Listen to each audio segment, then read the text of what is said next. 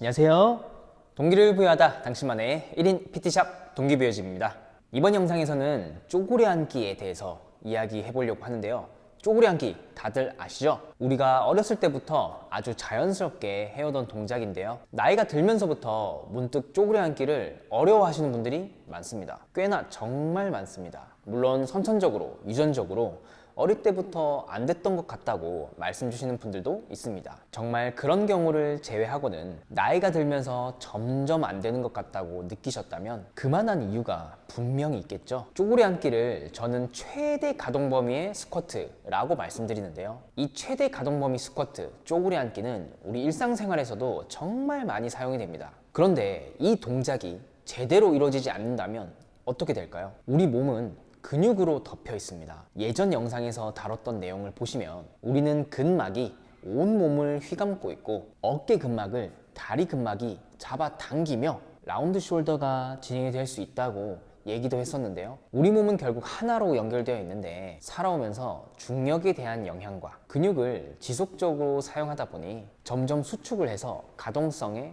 짧아짐이 발생이 됩니다. 당연히 발바닥에서부터 시작해 무릎까지의 영향이 큰 종아리 역시 오랫동안 지속적으로 사용을 하다 보니 꾸준히 케어를 해오신 분이 아니시라면 짧아져 있을 수밖에 없겠죠. 유아기, 청소년기에는 그나마 유연하고 밸런스가 좋으며 근육이 덜 굳어있기 때문에 자세에 대한 움직임에 대한 큰 불편함이 없었을 것입니다. 우리가 쪼그려 앉기라는 스쿼트를 진행을 하는데 가동 범위가 나오지 않는 상태에서 억지로 동작을 수행하려 한다면 어떻게 될까요? 거기에 더해 자꾸만 무게를 올려 진행을 하게 된다면 어떻게 될까요? 다른 부위가 그 문제점을 떠받아 일을 많이 해야 됩니다. 그 부분이 결국 발목의 가동성이 나오지 않고 고관절에 대한 가동성이 나오지 않으면 그 위에 있는 허리에 대한 과부하와 통증까지 이어질 수 있다는 것이죠. 가동성이 나오지 않는데도 중량을 올려 스쿼트를 해버린다면 결국 큰 부상으로 이어질 수 있고 운동을 하지 않더라도 우리가 언젠가 쪼그려 앉아 무거운 물체를 들어올리는 행위를 하게 되는 상황도 분명히 있을 텐데 그 부분이 한 번, 두 번 발생이 될수록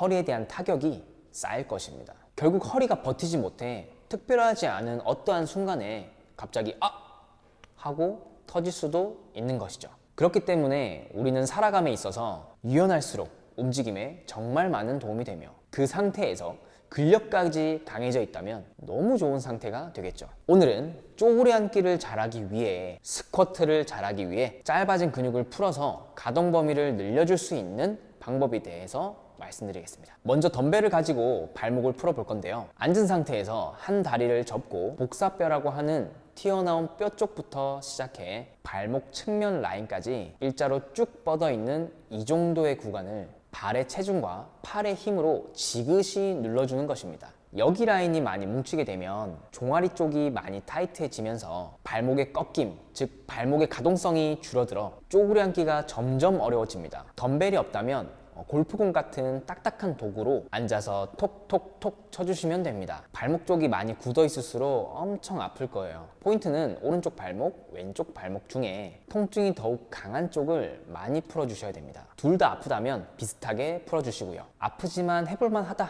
정도가 될 때까지는 지속적으로 풀어줘야 합니다. 조금씩 강하게 풀어주고 스쿼트를 다시 진행하며 앉을 수 있는 만큼은 최대한 가동 범위를 늘려보세요. 풀고 한 세트, 풀고 두 세트 진행하실 때마다 조금씩 늘어나는 걸 느낄 수 있을 것입니다. 당연히 하루 한다고 확 늘어나는 것이 아닌 꾸준히 주기적으로 풀어주시면서 늘려보세요. 그 상태에서 무게까지 조금씩 실린다면 더욱 잘 늘어날 것입니다. 우리의 목표는 허리가 크게 말리지 않으면서 뒤꿈치가 뜨지 않는 선에서 적어도 무릎 아래로 엉덩이가 내려가는 정도의 가동 범위를 만드는 것입니다. 발목 외에도 쪼그려 앉기를 위해서 풀어야 하는 곳이 많지만 우선 발목이 가장 중요하다 보니 발목 쪽부터 설명드렸습니다. 혼자 하시기에 어려움이 있을 수 있습니다. 너무 어려우시다면 댓글로 남겨놓으셔도 좋고 동기부여짐으로 연락 주셔도 좋고 연락 주시고 방문 주셔도 좋습니다. 후에 또 상세하게 영상으로 제작해 보겠습니다. 끝까지 시청해 주셔서 감사드립니다.